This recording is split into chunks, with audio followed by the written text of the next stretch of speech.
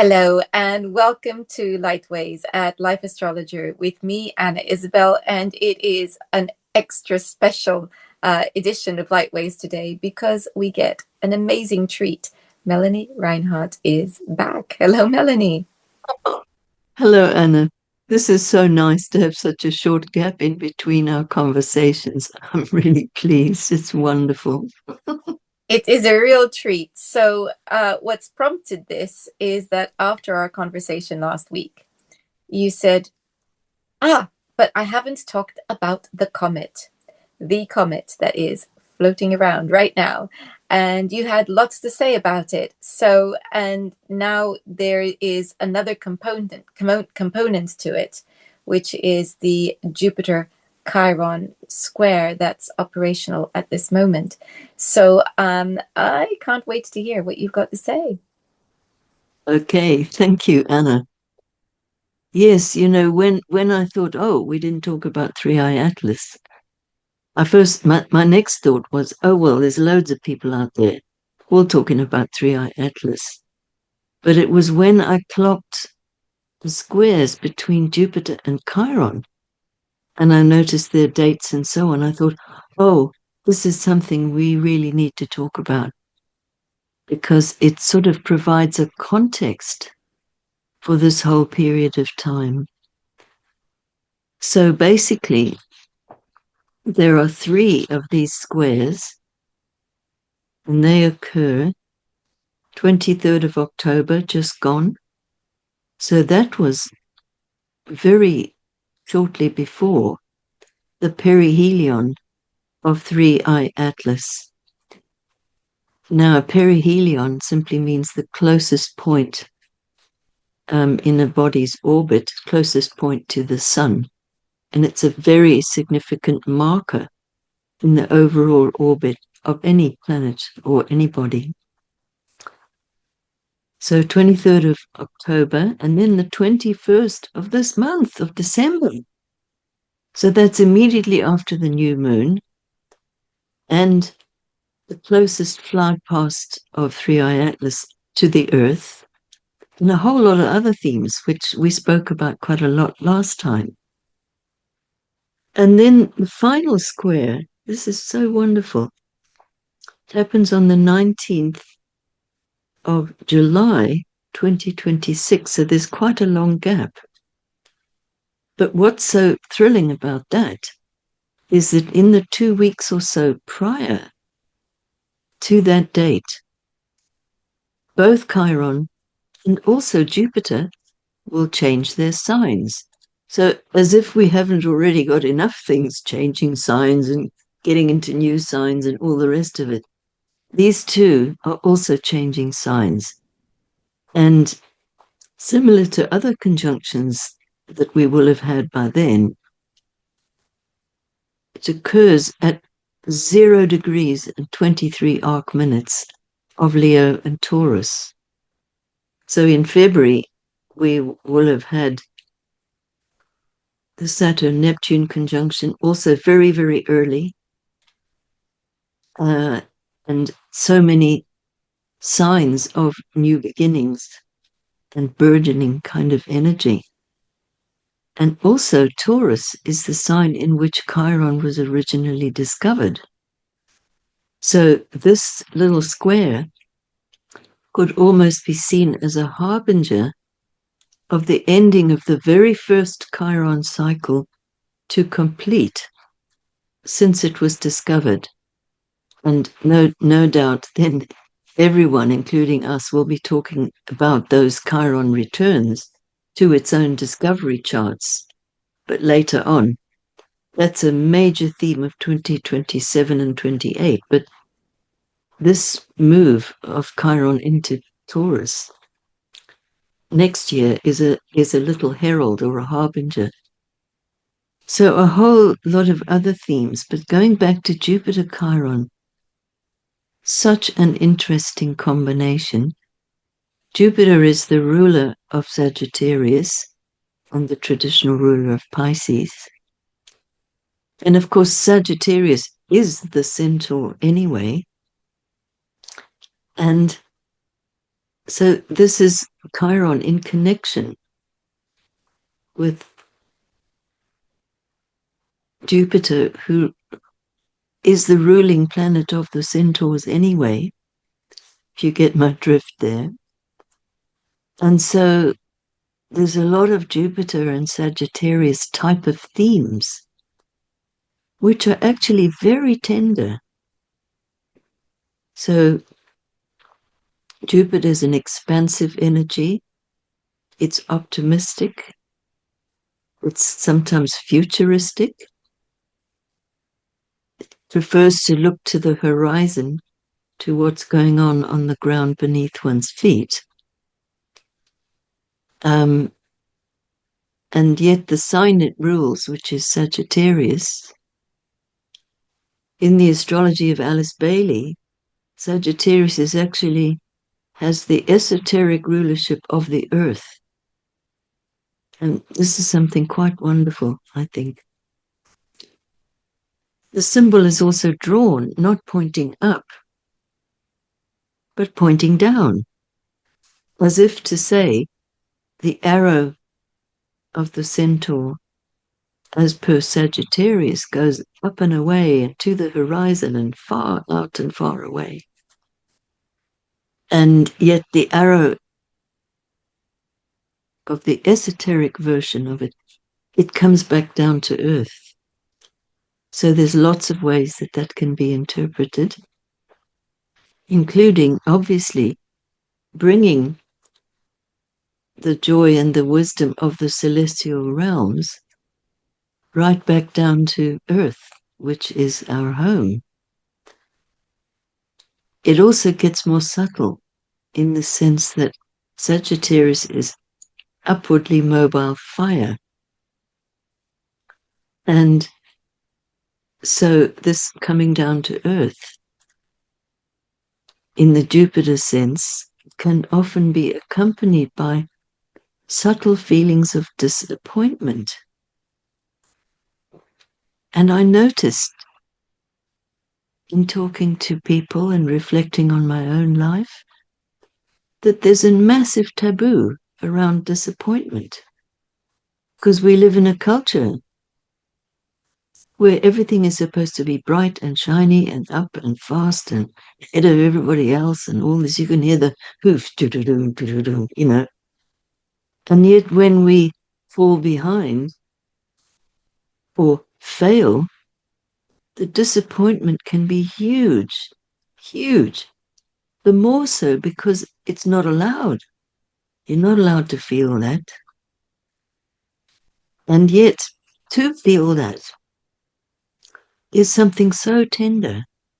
Normally, we come in with a negative judgment about somebody else, if they've disappointed us, if they're not how we want them to be, or we're not how we think we should be. And on it goes, piling on shame and guilt and all these other things.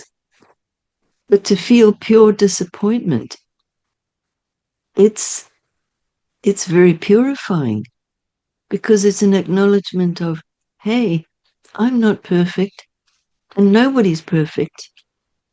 And, you know, can we all just accept that and kind of be tender and get on with it, sort of thing? So I think that part of the story of this Jupiter-Chiron is about having the courage to feel disappointments which we may have experienced, and to feel it heartfully, not as a way of putting judgment on ourselves. And in that sense, it's a real opener of the heart, you know, almost as if one might want to comfort a little child who's upset because they lost their teddy bear or something like that, you know, something really tender. You know, I always think of Jupiter as it being the title Great Expectations.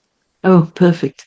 And I feel that Jupiter squares, you know, Zeus was known to, one of Zeus's ways of showing his displeasure was by throwing things that confused. So too many choices, and driving Yes, people to madness through the fact that they were basically being misled by being led down too many choices, etc., or by raising yes, expectations that were never going to be realistic. And I think Chiron, for me, is also at the center of the Chiron story is the need for humility and the yes, for acceptance of our limits. And so that combination of Jupiter square Chiron, I would imagine, in fact, I can't think of a recent one with me, but no doubt there was a great deal of pain. Um, and and I think, you're talking about disappointment. Disappointment can often be about grief, the grief of yes, not having something that you so wanted. And yes, and with this being Chiron in Aries, there's something here about the will and yes, the will not being satisfied. And maybe, it's about a wound to do with the will not being satisfied that suddenly starts bleeding. yes, yes, all of the above. And so, in a strange way, this set of squares coinciding with the major activity of 3IAtlas, at least within the immediate part of our solar system, that just struck me as a wonderful parallel, you know. And I will talk about 3IAtlas shortly, but I do have a very personal story about an encounter with another comet. And I'd really like to tell you because it's one of my favorite personal stories about stuff which happened to me. So it's in March of 1997, and Comet Hale-Bopp is around. I was living in London at that time, and I was out every night just looking, looking, looking.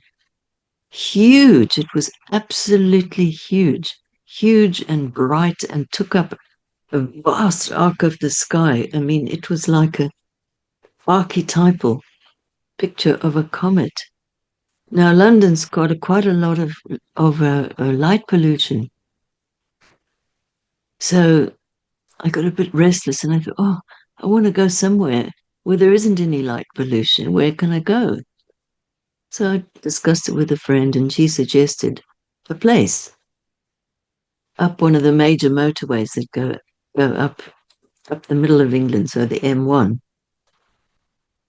And I followed her directions, and it was already quite late in the evening when I had this idea, and I thought, I got to go now. It was a very, very cold spring, I remember that.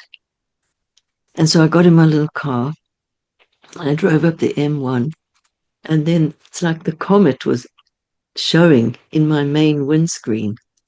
And I was reminded of that movie, that beautiful movie, Close Encounters, where the guy's driving, he's trying to follow the UFO, which is visible in his windscreen, and he's driving and he's driving. And that was exactly how I felt. And You were chasing comets. yes, exactly. And yeah, lost my concentration there. So there I am, I'm driving at the motorway, and I drive out to this place called Dunstable Downs. And when I got there, well, there was nobody around, but it's sort of on a highish plateau, and an absolute ring of the lights of cities and towns all around it was worse than London. And I was so disappointed. Here's that theme again. And I'd driven all this way and I really wanted to see the comet. And I was like, I sat sort of miserably in my car, and I then had the idea, and I thought, well, how can I find, a place? Because it was by now the middle of the night. It's like no shop to go in and ask a local, and so on. So I then thought, well, why don't I just ask the Comet? And so I, making sure that there was nobody around, I actually asked out loud. I said, please, can you take me to somewhere where I can see you more clearly? Because I came all this way on the motorway and I want to see you. And then I just started tracing my pathway back to London again. But on the way, I saw a little turning, which I hadn't noticed before. I had no idea where I was, and there were no streetlights, which was already a good sign. So pitch black, I don't know this area. I turn off into this very small road. I see a sign that says Tree Cathedral. And I think, Tree Cathedral? What's that? Just a small sign, no big gates or anything. So I took a small little road, like in between two houses. And then suddenly I was in the woods, and suddenly I was in a clearing in the woods, and I had my little torch with me, got out, went, there was a board with some information. I took my little torch, Tree Cathedral. So it turned out it was actual trees native to Britain that had been laid out with the architecture of a church, with an altar and a nave and choir stalls and a main door and all the rest of it, laid out decades and decades ago with indigenous trees, which were all huge by that time. Absolutely amazing. The next thing that happens is I start to hear lions roaring. So it's not that far from Whipsnade Zoo, which is a kind of outdoors type of zoo. And I heard these lions roaring. And of course, I come from Africa. So hearing lions roaring in the pitch black night was something like, oh, wow, I'm home again. But I could only see the comet was covered by all kinds of foliage and trees, and I couldn't see anything. But I just had the idea, I have to just follow. I'll look at it and I'll follow it. So I started walking a bit, gingerly, because I couldn't see at all, my little torch, and I didn't want to use up all the batteries. So I was kind of plodding through the dark. There was quite a lot of bushes and undergrowth and huge trees, and it was getting darker and darker. And then all of a sudden, I walked out into a clearing, and there, in the sky, full on, completely visible, was the whole comet and its trail. And I gasped. And I stood there. It must have been 2 or 3 hours. I just stood like a statue, watching this comet and just being with the whole beauty of it and all of the thoughts and feelings that were being stirred in myself. I stood there until my legs were absolutely numb with the cold. And then finally, as it was almost getting towards dawn, the sky began to lighten. And I sort of staggered back to the car on my frozen legs. And I drove back down to London. When I got there, I thought, wow, it's really dark here. There'd been a massive power outage all over the area where I lived. And I just had to laugh because I thought, there's loads of stories about how when there's extraterrestrial activity of one kind or another, the electrics get blown. It wasn't very funny though, because everything in my little flat was electric. So I had a very, very cold night, which didn't even bother me because I felt enraptured for for weeks after that experience. It was extraordinary. And then later on that spring, I went to Greece with Dimitra George and Brian Clark. We were co-leading the whole thing. And we had a meditation one evening in a small amphitheater, which Brian found actually. And it wasn't like an official tourist spot with gates and fees and brochures and all that. It was just there in the countryside. And we went and had a meditation there. And the sky was very cloudy and covered over.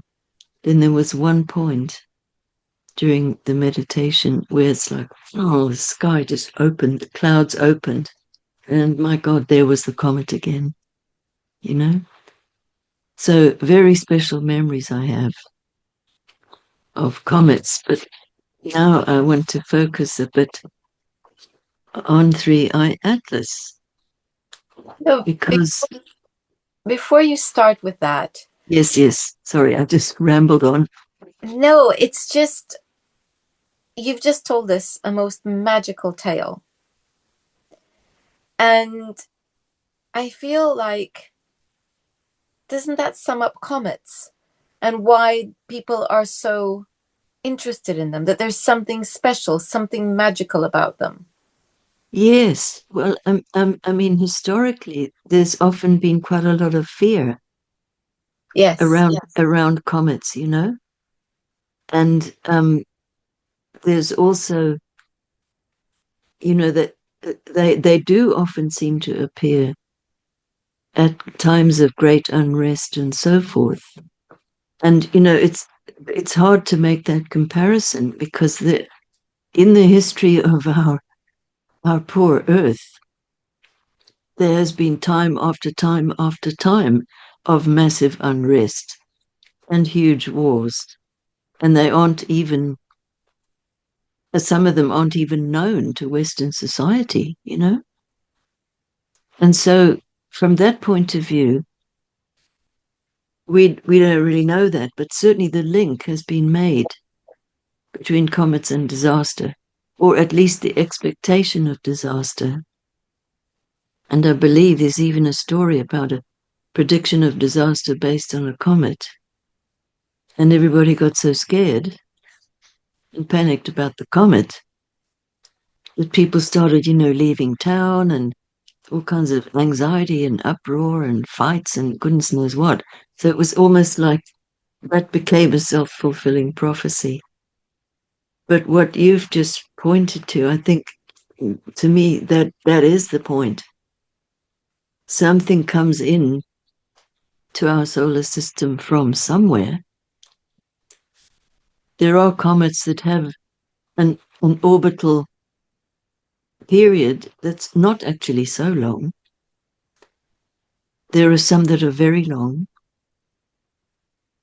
And in the case of 3IAtlas, they don't even know how long it is or how big the orbit actually is. And any of you out there who are watching, who are interested in 3IAtlas, no doubt you've browsed around on YouTube and you will have come across an amazing number of videos all about 3IAtlas. And the content will range from pure clickbait and fear porn to absolutely inspired genius stuff and everything in between. But I do want to mention one particular video. If you just want the left brain facts as they are now, because even that is changing.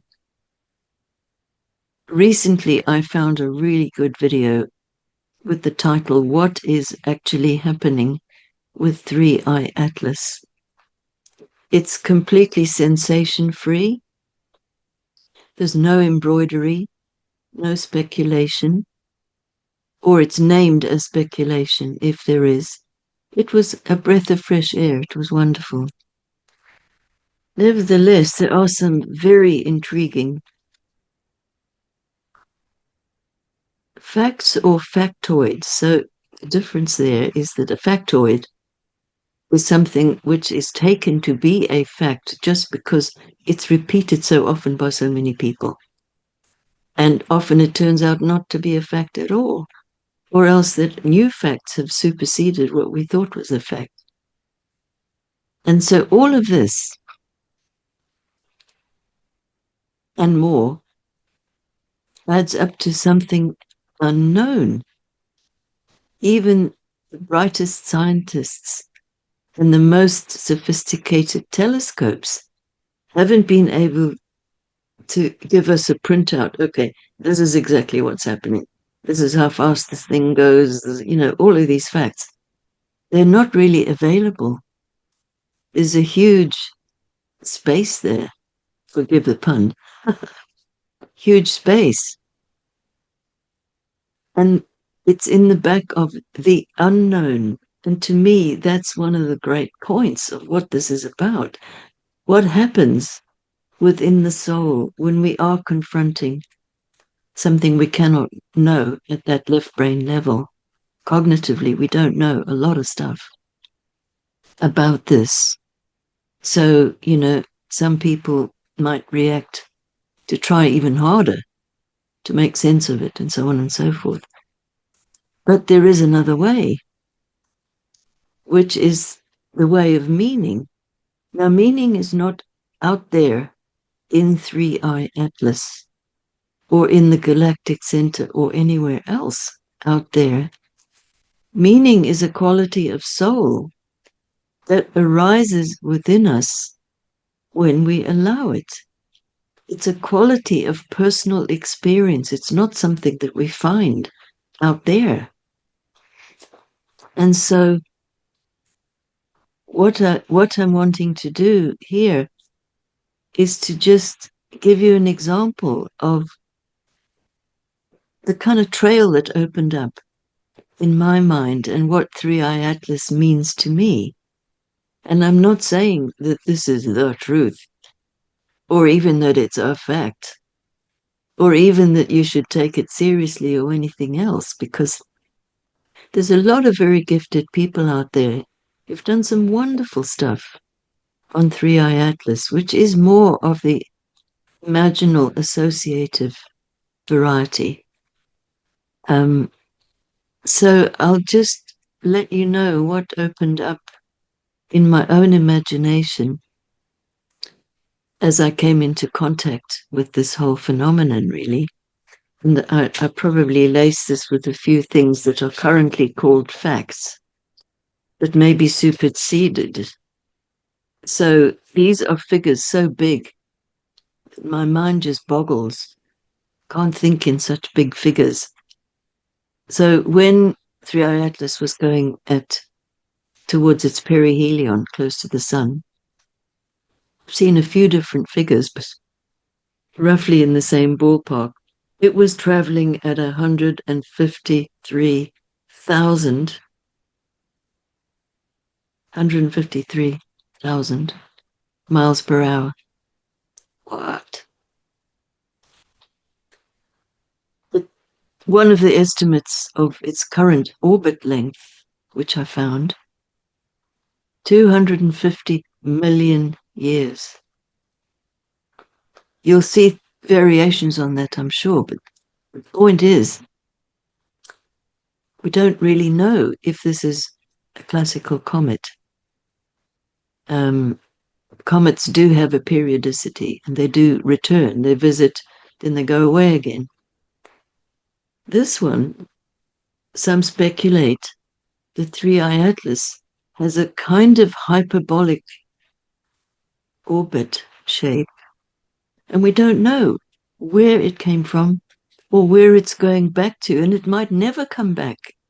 This might be not just a once-in-a-lifetime event, but a once-in-eternity type of event. Nobody knows this. And the more things are not known, the more intrigued and excited I become, and the more pictures suggest themselves. Because, I don't know who said this, but there's one picture can do 1,000 words. It's like that, I think, with this comet. There've also been wonderful remote viewing sessions done. Very accurate, actually. But anyway, I'll just share with you the little trail that opened up for me. First time I saw the name, so it's 3IAtlas. So 3I, I thought, oh, the third eye. Obvious, isn't it? And then Atlas. I only learned much later. I've got this on one of my slides. I can never remember this. It's an acronym, which I'll show you when I do the screen share of the little presentation I made.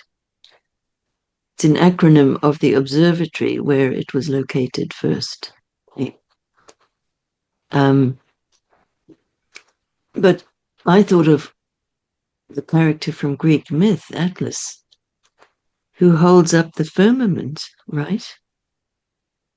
And he's kind of like a bridging figure, Atlas. He stands on the earth, but he holds up the firmament. And typically he's portrayed as pretty bent down. It's like, wow, the firmament. It's kind of heavy holding up the sky, you know. But my thoughts then went to, oh, you know, the Atlas bone in the head. It's the very top vertebrae of the spine. So it has a lot to do with the balance of the head on the spine. So when I went onto Wikipedia looking for a picture of the inner Atlas, so we know the Greek figure Atlas, I thought, well, what's this Atlas bone thing? Found a picture of the Atlas bone and I thought, oh my God, to me, I'm quite anatomically illiterate in an intellectual sense. But when I saw the picture, I thought, oh, gosh, it's just like the pelvic girdle. So in my imagination, this was like an opening of both ends of the spine, like a column of light going not just within the human body, but all the way out the top, as it were, and all the way out the bottom into the center of the earth or wherever your imagination takes you. And that was a most beautiful feeling, like a gentle, quiet, silent opening. It makes you think of the Kundalini energy as well, kind of Absolutely. through that path. Yes, typically that circulates within the body, but it does have its implications around the body as well in the subtle channels. Mm. So that's what I thought. And you know, the orbital path of 3IAtlas, it like traces a chalice or the bowl of a chalice. And that made me think, oh, like the Grail mysteries or the image of the deep feminine. And then I also thought the major place in the solar system where 3IAtlas passes through is through the orbit of Mars. So I thought, oh, there we have the implication of the yang and the yin again, the male and the female, the masculine and the feminine, however they are gendered, you know. So the feeling of it being an immense energy of creation. And again, in fact, it was when I started having these associations, I remembered my other journey with the comet Hale-Bopp. And also, you know, another theme was that, you know, the nucleus of the comet is like its head, and the coma or the tail is like the spine. And that's the same kind of image that we see in the anatomy of the male sperm. It has a head and a tail. Comet has a head and a tail. So began to see all these connections, and it felt very, very sweet somehow, very quiet. Not at all scary or No, fear raising or anything. It was just very, very but tender. but there's something in that because it's you've just given me an image of the seeding of creation out of chaos. So I think that's a very potent image because there is such chaos in our time. And there is a marked change in energy. Some people are very attuned to the destructive side because we can all feel it. I mean, I don't think anybody can not feel that lower frequency of the pain of destruction of our world in all sorts of different ways, and the suffering that is being caused by, let's just say, certain elements of our world. And but at the same time, it's like it's stimulating a regeneration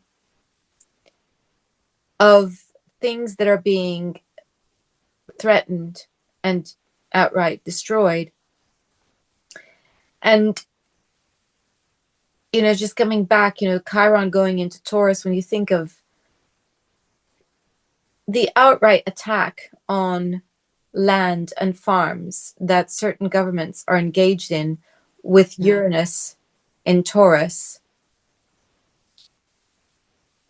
it makes you wonder with Chiron going into Taurus, because there's been such an incredible regeneration of interest in small farms, not by Absolutely. not by authorities, but by us Yeah, people. Um, exactly.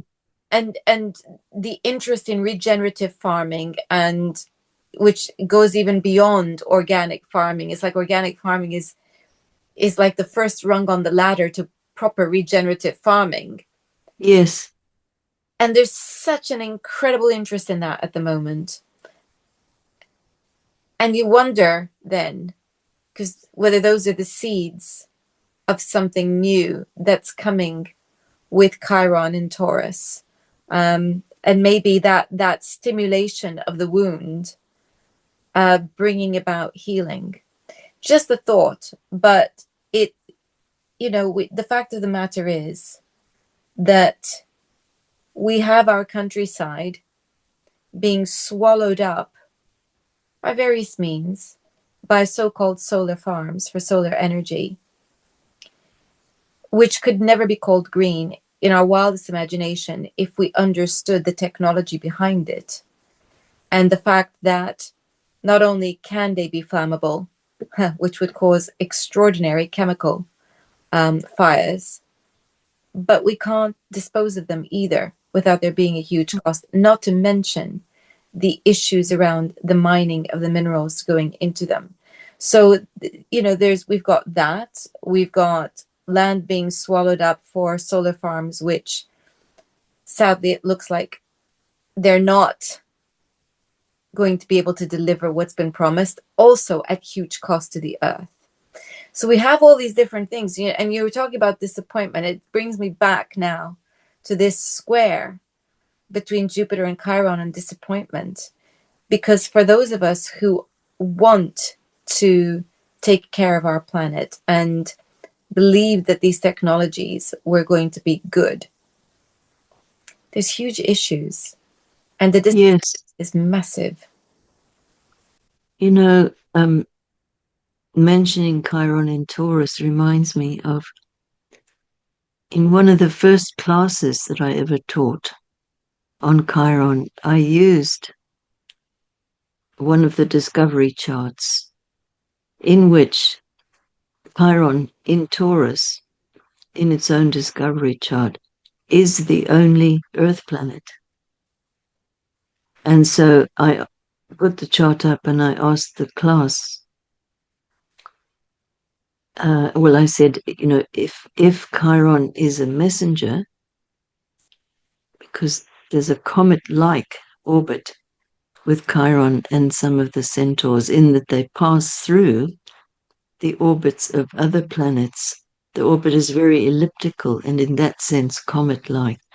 Also, when Chiron was discovered in 1977, the astronomers had no idea what it was. And there was a lot of speculation over a few years, actually. It was first called a planetoid, then they thought it was an asteroid, then they thought it was a comet. And so it's got an asteroid number, a comet number, and so on. And then eventually it was classed amongst many groupings of minor planets. There was one created named the Centaurs, and Chiron was obviously like the prototype of that particular class of objects.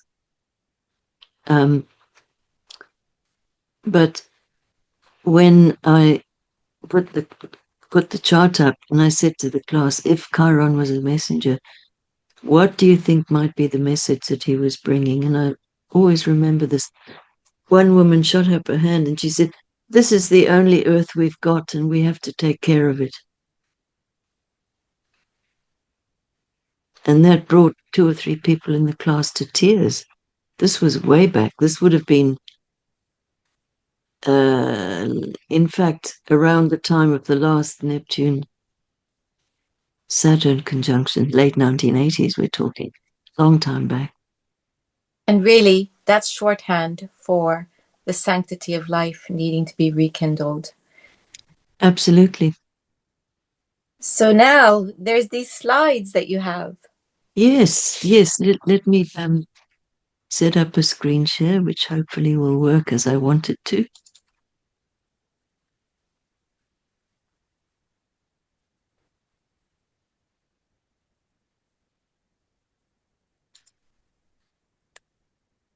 There, this is just a reminder of the new moon coming up. And on this chart, this is simply arbitrarily set for London. That's the closest big town to where I live. So here is Chiron. And I thought this was kind of cool, to be honest, because the very degree of Jupiter's position is at the midheaven in London. So they're both so-called angular, meaning they're quite strong and quite emphasized. But continuing on,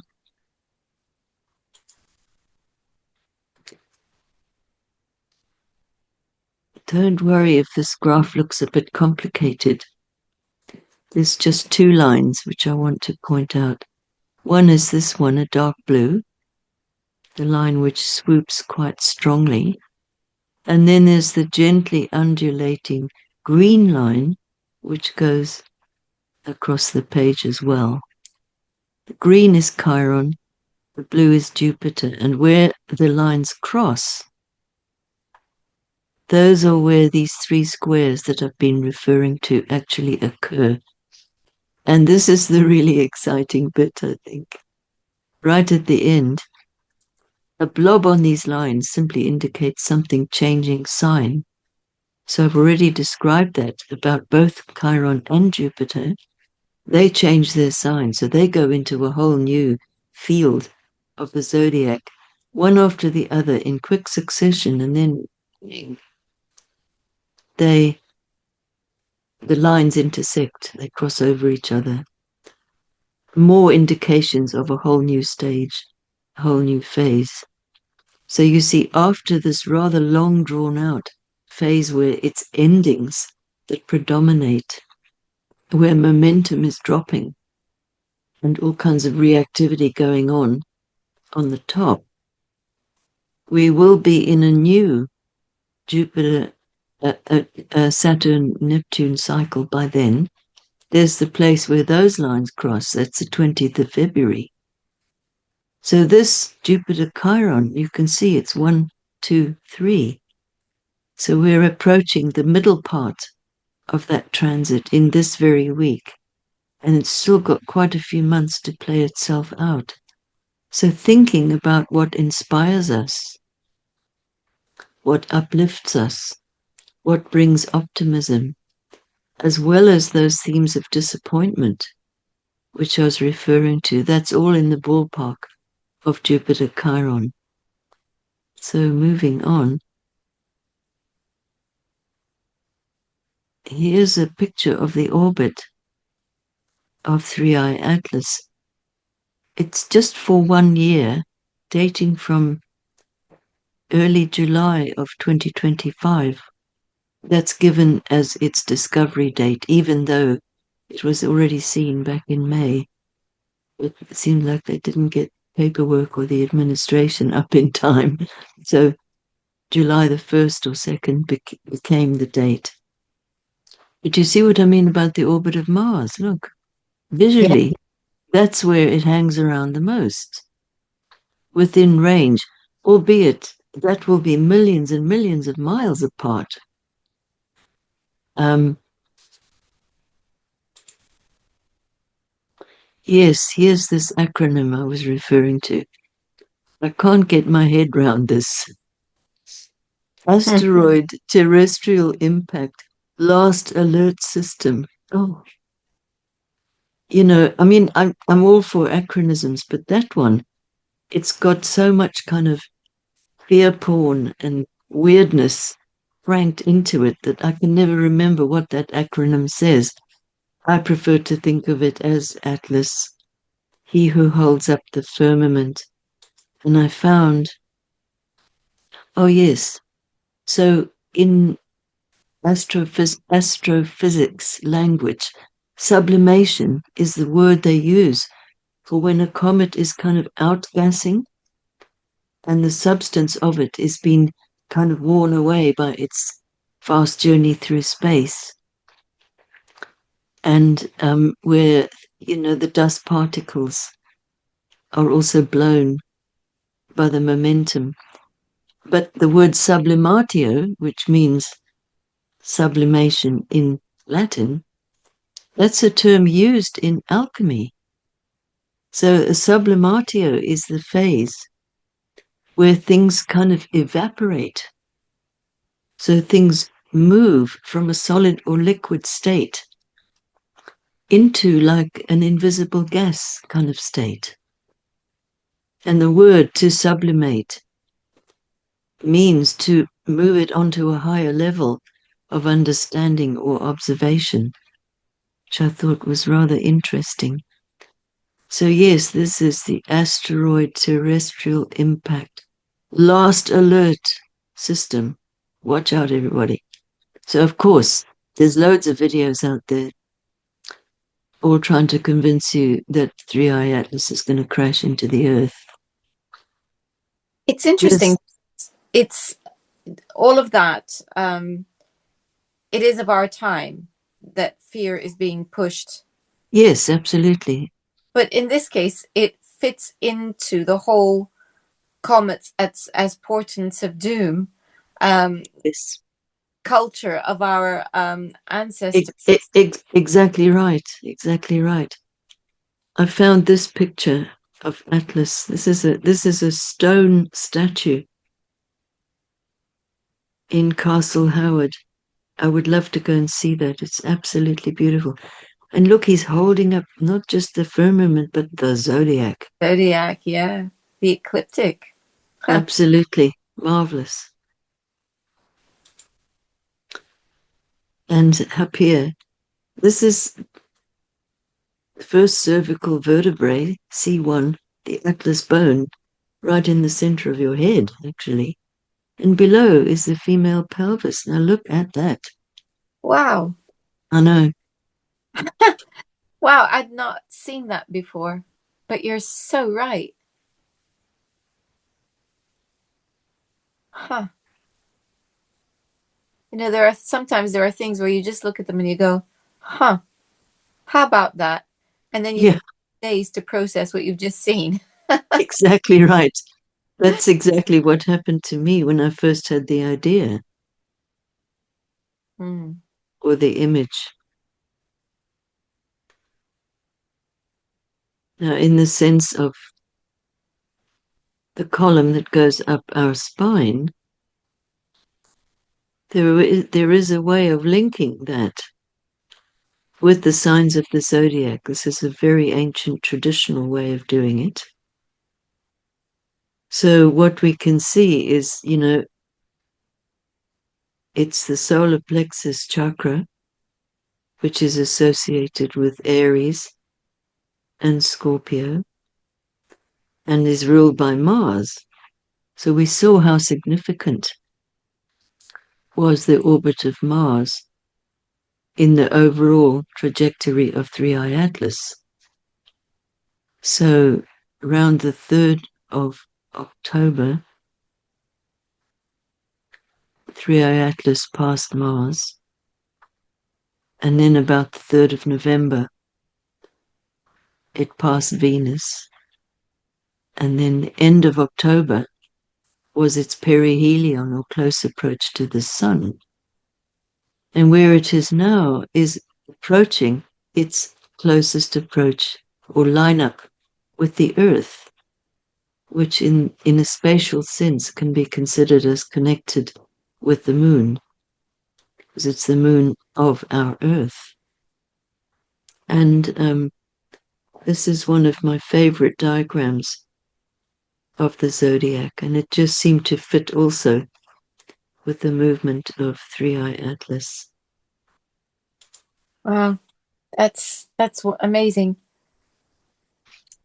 And finally, this is actually an ephemeris of the tropical zodiac positions of 3IAtlas. It only goes up to the end of this month, but it's very interesting because we can see that around the time of its discovery, in the first few days of July, so 27 plus is the position of the galactic center, which is quite wonderful. And so at the moment, using this ephemeris, it's in about the middle of Virgo and traveling retrograde. So by the 29th, it will have passed over the area of the fixed star called Regulus, one of the royal stars of the ancients. Yeah. And I think that's all of the slides I have. Yes, that's it. You know, I'm just thinking about it all again, and that the fact that we end the year, the calendar year, with it in Leo, and everything that we said about the Jupiter Chiron square, Jupiter being in Leo, and, Yes. and again, the seeds of regeneration coming through. It's making me think again, because going from Chiron in Aries, which is really about the self and our will, and it brings in issues of personal sovereignty, and then Jupiter going into Leo, which is again those similar things about personal sovereignty and knowing who we are. And I think that square would bend into a trine if we remember who we are and our relationship with each other and with our planet, Chiron in Taurus. That square would bend into something much more harmonious and bring in the healing of something else. So, well, that's where I'm at with the inspiration that you've given us, Melanie. Oh, that's lovely, lovely. So I also think about Leo as the polarity to Aquarius. And given the power of the Aquarian energies, now that Pluto's gone in there, Yeah. So the exact date on which the age of Aquarius starts, to my mind, is not as important as the fact that it's obvious that the Aquarian energies are mounting in intensity. And the polarity of that is the sign of Leo, which it's easy to see all manner of distortions of that energy all over the place at the moment. I think I barely need to name them. Yeah. What's also true is that there is a nobility of soul, which in a way people are recognizing all the more because of its obvious absence in certain parts of the collective at the moment. And so make, it makes me think about how, I don't know where this comes from, but it's the notion that the king is the servant of the people. He's not a tyrant who's busy enforcing his will or, you know, bleeding the country dry because of misspending and all these awful things which have happened again and again throughout history. The king is the servant of the people. And And, so and that Leo, fits to me with the Aquarian urge to serve and to contribute. Fits hand in glove beautifully, you know? it does, because the king is also meant to be the protector of the people and of the customs of the people.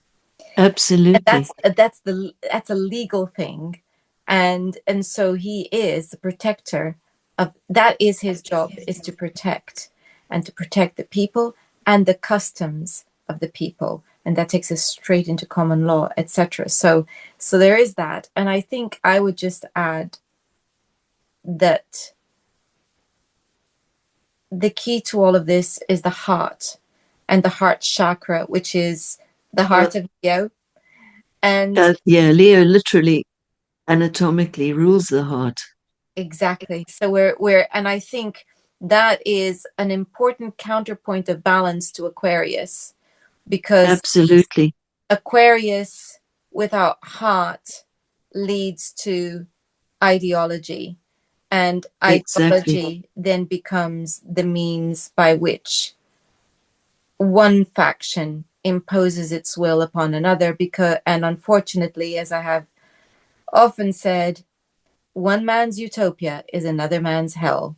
And Mm. so, or person if you prefer. But it is the point. And so we need to have that open heart and really work with the heart chakra as a counterpoint to all of this.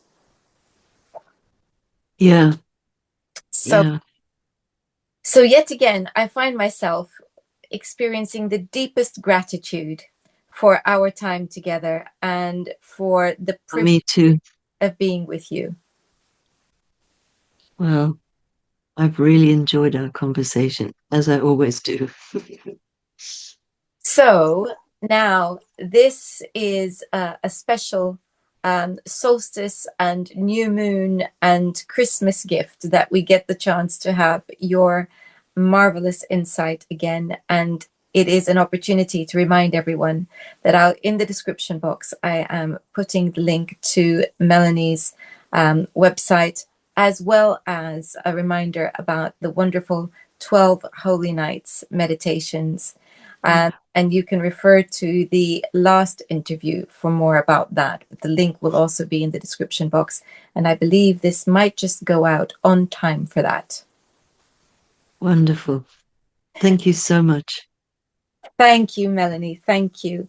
And thank you all for watching. I wish you the most wonderful and peaceful time. I believe this may have been going out shortly after the solstice, but just wishing everyone the most wonderful time in this festive period, and a fabulous new year, and a great thank you to all of you and all of my guests who make this such a special space or channel in which we can share so many ideas about astrology.